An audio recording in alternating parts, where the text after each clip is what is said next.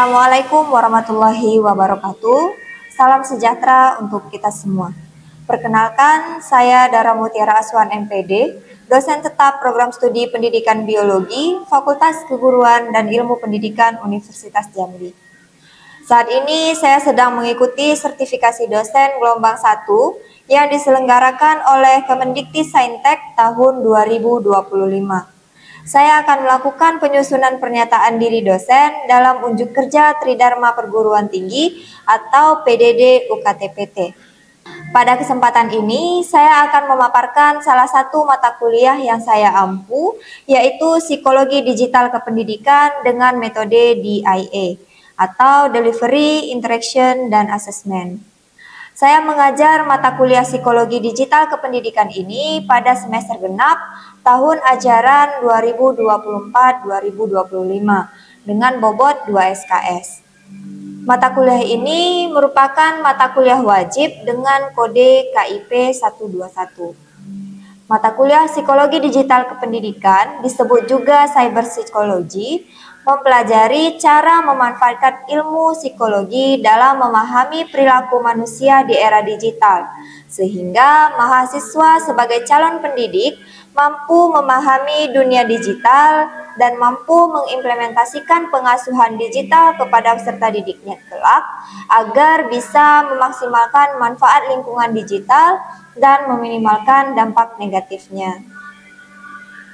Perkuliahan Psikologi Digital Kependidikan diselenggarakan dengan pendekatan blended learning yang merupakan perpaduan antara pembelajaran luring yang dilaksanakan melalui tatap muka secara langsung dan pembelajaran daring melalui platform e-learning Unja atau ILMS Unja yang dapat digunakan oleh mahasiswa untuk mengakses RPS, materi perkuliahan, tugas, serta forum diskusi.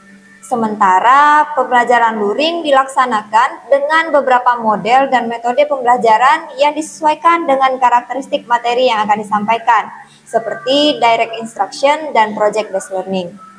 Model dan metode pembelajaran yang digunakan dalam mata kuliah ini melibatkan mahasiswa secara aktif di dalam pembelajaran. Model direct instruction atau DI digunakan agar materi yang luas dapat tersampaikan dalam waktu yang terbatas. Dalam model pembelajaran ini, dosen menyampaikan materi kepada mahasiswa melalui ceramah interaktif, kemudian dilakukan diskusi dalam kelompok kecil maupun diskusi kelas. Yang kedua, model PJBL, di mana pada model ini mahasiswa merancang dan menghasilkan produk yang dapat digunakan sebagai alternatif solusi sebuah permasalahan yang diangkat berdasarkan isu yang terjadi dalam kehidupan sehari-hari. Capaian pembelajaran lulusan atau CPL program studi yang dibebankan pada mata kuliah ini yaitu yang pertama pada bidang sikap, mahasiswa diharapkan mampu menjunjung tinggi nilai kemanusiaan dalam menjalankan tugas berdasarkan agama, moral, dan etika. Pada bidang pengetahuan, mahasiswa diharapkan mampu menguasai konsep teoritis pedagogi biologi berbasis pendidikan karakter yang terbaru dalam pendidikan biologi. Pada bidang keterampilan umum, mahasiswa diharapkan mampu menerapkan pemikiran logis, kritis, sistematis, dan inovatif dalam konteks pengembangan atau implementasi ilmu pengetahuan dan teknologi yang memperhatikan dan menerapkan nilai humaniora yang sesuai dengan bidang keahliannya. Yang terakhir, pada bidang keterampilan khusus, mahasiswa diharapkan mampu mengaplikasikan pengetahuan biologi dalam kehidupan sehari-hari, menganalisis masalah dan menemukan solusi masalah dalam proses pembelajaran biologi dengan menggunakan kaidah keilmuan dan prinsip-prinsip inovasi, menyusun perangkat pembelajaran yang sesuai, serta menganalisis ketepatan, pengadaptasian, dan penggunaan sumber belajar, serta media pembelajaran yang berbasis ICT untuk mencapai tujuan pembelajaran secara utuh. Untuk capaian pembelajaran mata kuliah yang diharapkan antara lain, mahasiswa mampu menjunjung tinggi nilai kemanusiaan dengan menguasai konsep psikologi secara umum, literasi digital, interaksi psikologi dan teknologi informasi, orientasi baru dalam psikologi pembelajaran, konsekuensi inovasi pada era Society 5.0, internet sebagai ruang belajar, serta memahami konsep human intelligence dan artificial intelligence. Serta mahasiswa juga diharapkan mampu menerapkan pemikiran logis dan kritis dan mengaplikasikan pengetahuan dalam menganalisis dan mengevaluasi masalah terkait ID, ego, dan superego dalam dunia maya, sisi kemanusiaan dalam media sosial, pola asuh anak di era digital, kepatutan sosial pada generasi digital native, serta penggunaan media sosial dan dampaknya pada perilaku remaja dalam rangka menjunjung tinggi nilai kemanusiaan berdasarkan agama, moral, dan etika. Untuk mencapai learning outcome pada mata kuliah Psikologi Digital Kependidikan, maka bahan kajian yang dipilih pada mata kuliah ini meliputi tinjauan umum tentang psikologi, literasi digital, interaksi psikologi dan teknologi informasi, orientasi baru dalam psikologi pembelajaran, ID, ego, dan superego dalam dunia maya, sisi kemanusiaan dalam media sosial, pola asuh anak di era digital, konsekuensi inovasi pada era Society 5.0, peran internet sebagai ruang belajar, human intelligence dan artificial intelligence, kepatutan sosial pada generasi digital native, serta media sosial dan dampaknya pada perilaku remaja. Media pembelajaran yang digunakan pada mata kuliah Psikologi Digital Kependidikan ini berupa e-learning Unja, materi presentasi, e-book, artikel, serta berbagai video pembelajaran yang dibuat sendiri oleh dosen ataupun video pembelajaran yang tersedia pada platform YouTube dan sebagainya. Penilaian pada mata kuliah Psikologi Digital Kependidikan ini meliputi 3 aspek, yaitu penilaian aktivitas partisipatif dengan bobot 20%, penilaian hasil proyek dengan bobot 50%, penilaian kognitif dengan bobot 30%, yang terdiri dari tugas dengan bobot 5%, kuis dengan bobot 5%, ujian akhir semester serta ujian tengah semester dengan bobot masing-masing 10%. Aktivitas partisipatif dan proyek dinilai berdasarkan rubrik yang telah dikembangkan.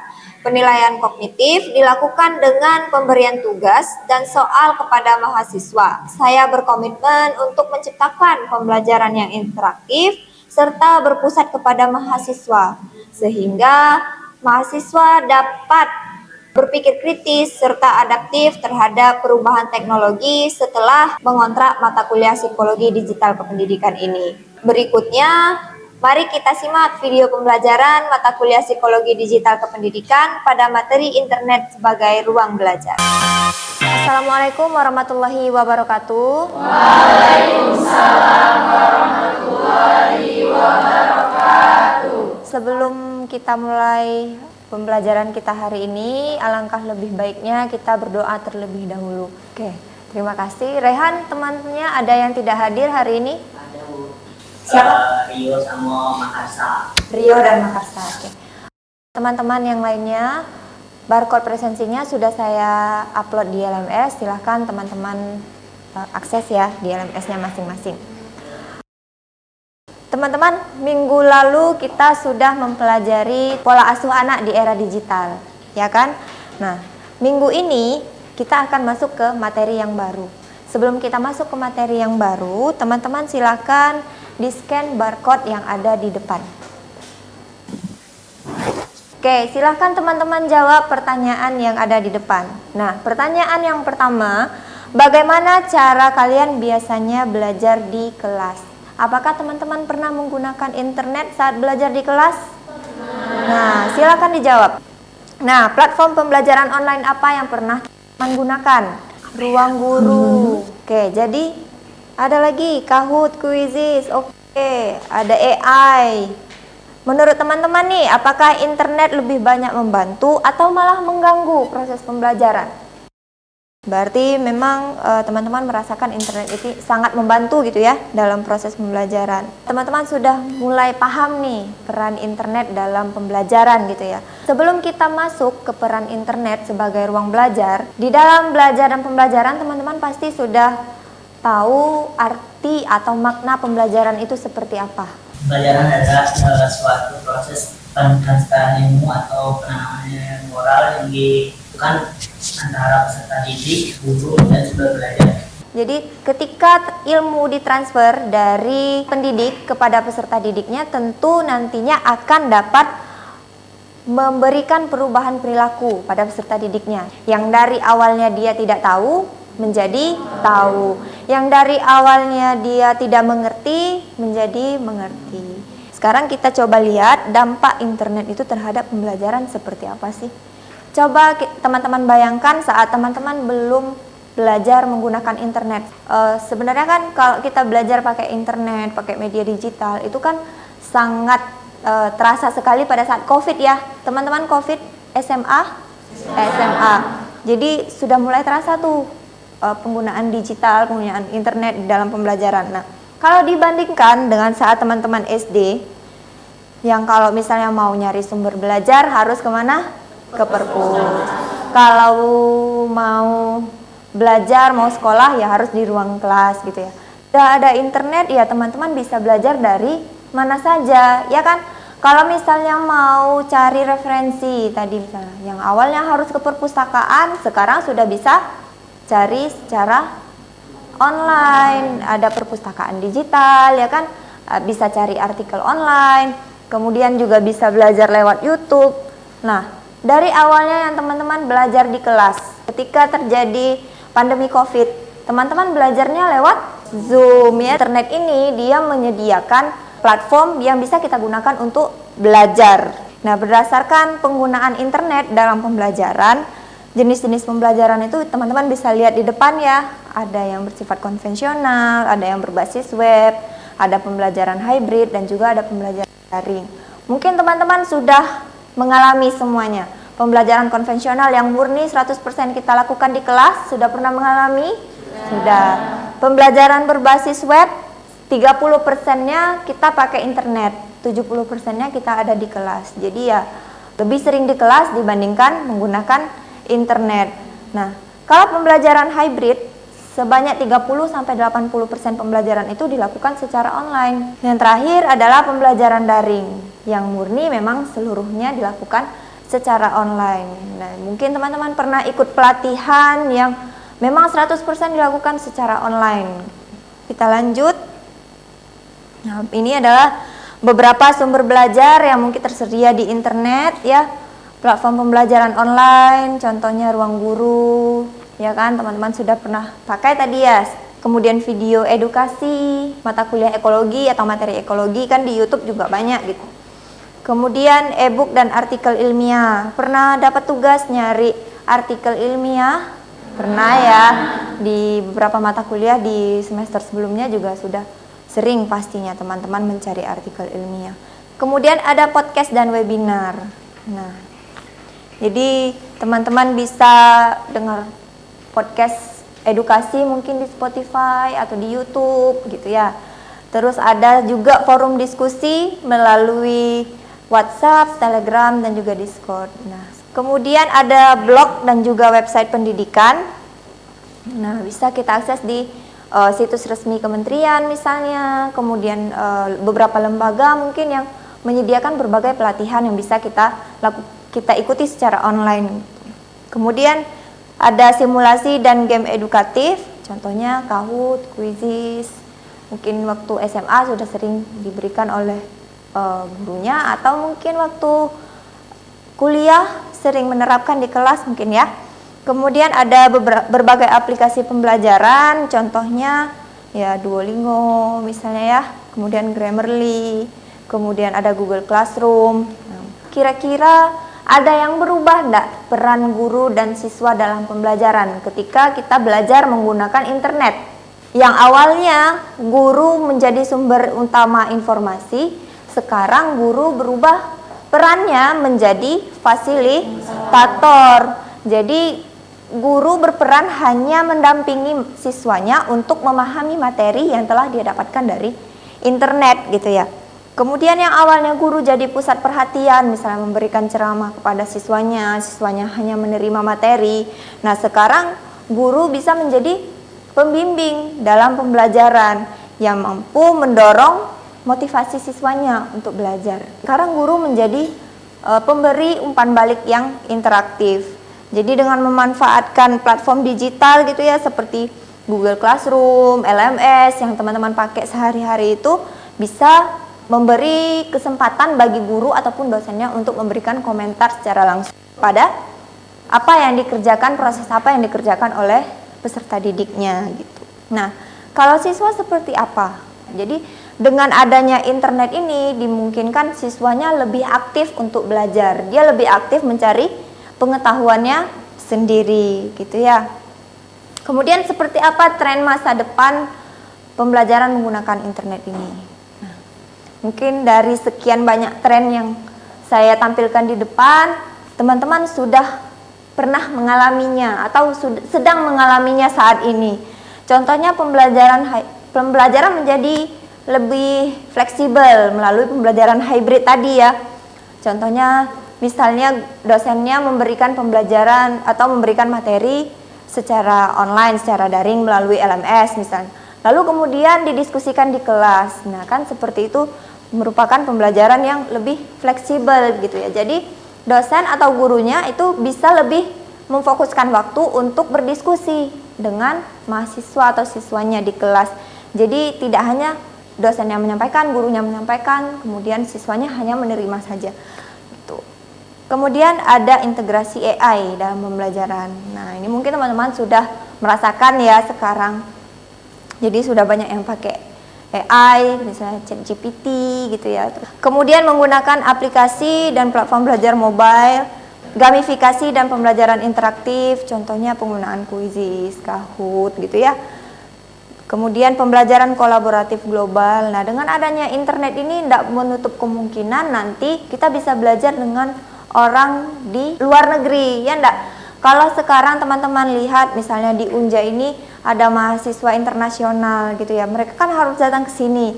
Nah, dengan adanya internet, penggunaan internet sebagai sumber belajar ini atau ruang belajar, tidak menutup kemungkinan nanti tuh orang dari Inggris, orang dari Italia misalnya belajar di Unja tapi secara online gitu ya, tidak mesti datang ke sini seperti yang kita kita rasakan sekarang gitu. Kalau sekarang kan mahasiswa internasional itu memang benar-benar datang ke sini, ke Jambi gitu ya. Kemudian peningkatan fokus pada literasi digital dan etika cyber. Nah, ini adalah salah satu tren yang sebenarnya sangat diperlukan ya, karena dengan banyaknya arus informasi gitu ya, derasnya arus informasi yang ada di internet, kemudian keamanannya juga kurang kadang ya. Jadi ini sangat diperlukan di masa depan. Jadi bagaimana kita sebagai pribadi dan juga orang-orang di sekitar kita itu bisa memiliki literasi digital gitu ya. Bisa juga meningkatkan bisa memfilter mana sih yang bisa kita terima dan mana sih yang tidak bisa kita terima. Seperti yang di awal tadi, survei di awal ya. Jadi teman-teman saya lihat sudah bisa tuh bagaimana cara kita menyaring informasi. Teman-teman sudah bisa mulai meng-cross-check ya, cross-check ke berbagai sumber yang bisa dipercaya. Contohnya tadi artikel ilmiah kepada ahlinya gitu ya. Kemudian di masa depan mungkin guru juga akan berubah dari yang berdiri di depan sini, tapi di masa depan guru akan menjadi mentor atau coach gitu ya. Jadi guru tidak lagi di depan sini, dosennya tidak lagi di depan kelas menjelaskan, tapi ya mungkin siswanya atau mahasiswanya yang mendatangi gurunya untuk bimbingan gitu, untuk konsultasi gitu ya. Jadi mungkin pembelajaran di kelas akan diminimalisir dengan adanya internet ini. Pembelajaran dengan internet ini pastinya ada kelebihan dan kelemahannya. Nah, apa kelebihannya? Dengan adanya internet tadi kita bisa dengan gampang akses ke berbagai literatur gitu ya, berbagai sumber. Sedangkan kelemahannya dengan banyaknya informasi dan ide, tentu kita harus lebih kritis ya dalam menyaring informasi mana yang kita bisa terima kebenarannya gitu. Kelemahannya juga dalam penggunaan alat dan aplikasi untuk pembelajaran. dengan akses internet yang kurang gitu ya, itu kan pasti akan kesulitan dalam penggunaan alat dan juga aplikasi pembelajaran. Penggunaan aplikasi pembelajaran ini juga terkendala ketika misalnya guru-guru atau pendidiknya yang sudah tua atau sudah senior gitu ya, kita sebut senior.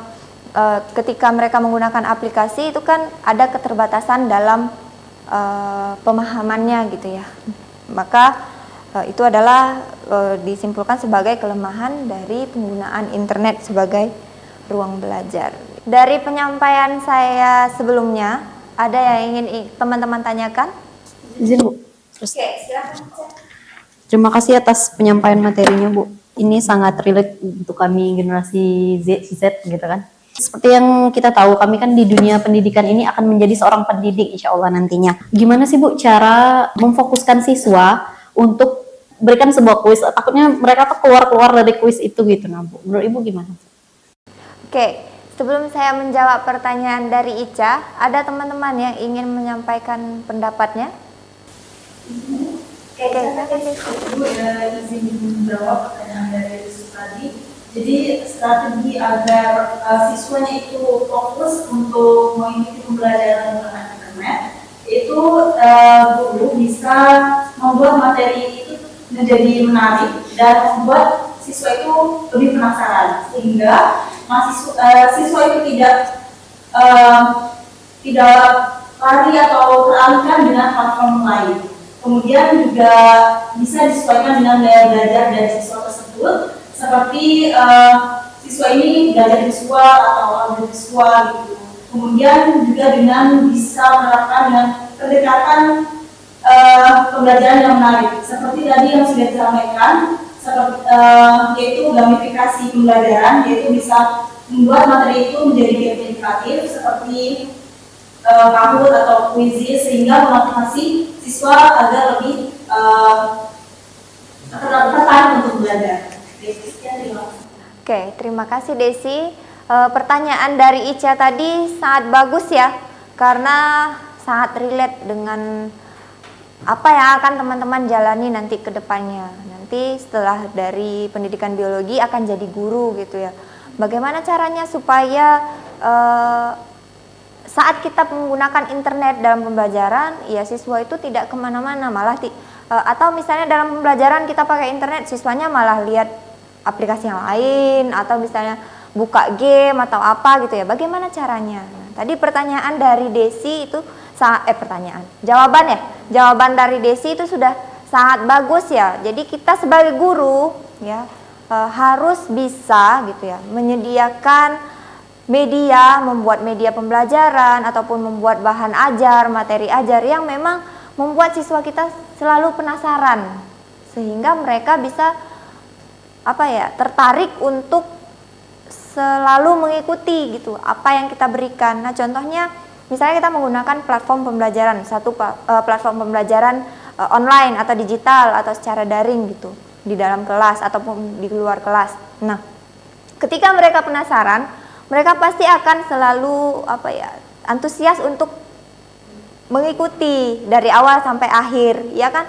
Tapi ketika mereka mulai tidak penasaran lagi, ketika materi yang kita sampaikan atau media yang kita buat itu membosankan bagi mereka, mereka pasti akan terdistraksi dengan hal-hal yang lain gitu ya, aplikasi-aplikasi yang lain yang ada di internet gitu. Tadi juga disampaikan oleh Desi, kita juga bisa menyesuaikan dengan gaya belajar masing-masing siswanya. Nah, ketika siswa punya gaya belajar audio gitu, kita kasih media ataupun materi yang sifatnya visual, pasti mereka akan bosan gitu ya, tidak tertarik. Nah, kalau kita sesuaikan, mereka pasti akan lebih tertarik dan lebih termotivasi dan lebih berminat untuk menyelesaikannya sampai akhir. Nah, atau kalau misalnya nanti teman-teman nih di semester 6 nanti kan ada mata kuliah pilihannya seperti AI dalam pembelajaran. Nah, teman-teman bisa belajar tuh bagaimana caranya membuat sebuah platform atau sebuah aplikasi yang memang bisa digunakan oleh siswa tanpa bisa membuka aplikasi yang lainnya. Contohnya teman-teman bisa pernah ikut tes, misalnya kayak tes masuk perguruan tinggi. Nah, ketika kita buka laman tesnya itu kan kita nggak bisa buka laman yang lain gitu kan, nggak bisa buka aplikasi yang lain. Nah, mungkin nanti teman-teman bisa sebagai guru yang kreatif di masa depan ya bisa mengembangkan platform-platform yang seperti itu untuk di pembelajarannya. Bagaimana Ica? Terima kasih Bu. Oke, terima kasih. Nah, dari apa yang sudah kita bahas tadi, kira-kira apa kesimpulan dari materi kita hari ini? Izin Bu, Silakan. adapun kesimpulan pembelajaran kita hari ini di mana tadi Ibu sudah menjelaskan bahwa pembelajaran saat ini lebih banyak menggunakan internet dibandingkan tanpa internet. Dikarenakan internet itu merupakan fitur utama dalam pembelajaran untuk mengakses ke sumber daya multimedia. Adapun macam-macam internet yang biasa digunakan itu seperti Google maupun YouTube serta AI lainnya. Nah, untuk kelebihan dari internet itu lebih mudah diakses, lebih mudah untuk berkomunikasi antara satu sama lain. Adapun dari kelebihan itu juga terdapat kelemahannya, di mana kelemahannya pendidik yang kurang memahami mengenai internet itu lebih sulit untuk mengakses internetnya. Lebih sulit mendapatkan sumber-sumber pembelajaran yang lebih kreatif lagi. Baik Bu, sekian, terima kasih. Oke, terima kasih Mirfa. Jadi teman-teman sudah paham ya apa yang kita pelajari hari ini terkait internet sebagai ruang belajar. Jadi dengan adanya internet terjadi pergeseran ya peran siswa dan gurunya tadi, kemudian juga disampaikan oleh Mirfa tadi, siswanya bisa belajar dari mana aja, tidak mesti harus di ruang kelas gitu ya. Kemudian juga ada kelemahan dan juga kelebihan dari belajar menggunakan internet. Oke, untuk mengecek sejauh mana pemahaman teman-teman terkait materi yang sudah kita pelajari, maka kita akan adakan kuis ya. Oke, silakan teman-teman scan barcode yang ada di depan. Oke, kita mulai.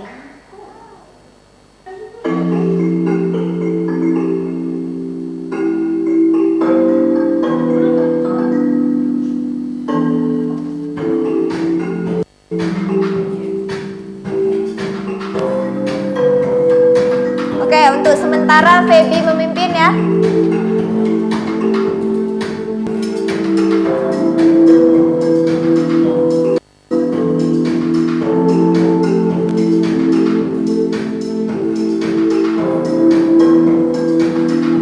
Oke, sepertinya sudah menjawab semua ya.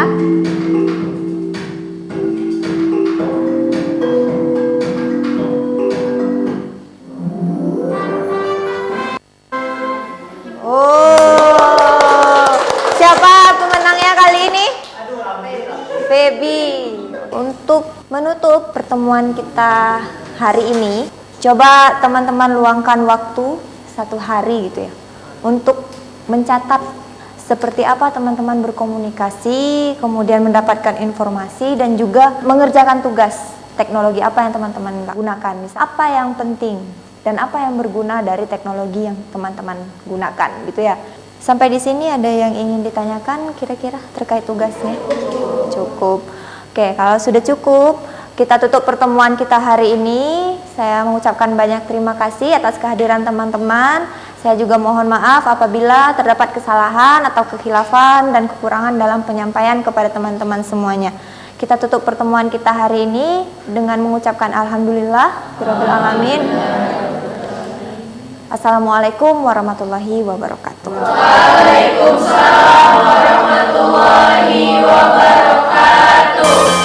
Demikianlah video pembelajaran mata kuliah Psikologi Digital Kependidikan pada program studi Pendidikan Biologi Fakultas Keguruan dan Ilmu Pendidikan Universitas Jambi. Video ini digunakan sebagai salah satu syarat penyusunan pernyataan diri dosen dalam unjuk kerja Tridharma Perguruan Tinggi atau PDD UKTPT. Semoga dapat menjadi pertimbangan baik dalam pengajuan sertifikasi dosen gelombang 1 tahun 2025. Terima kasih. Assalamualaikum warahmatullahi wabarakatuh.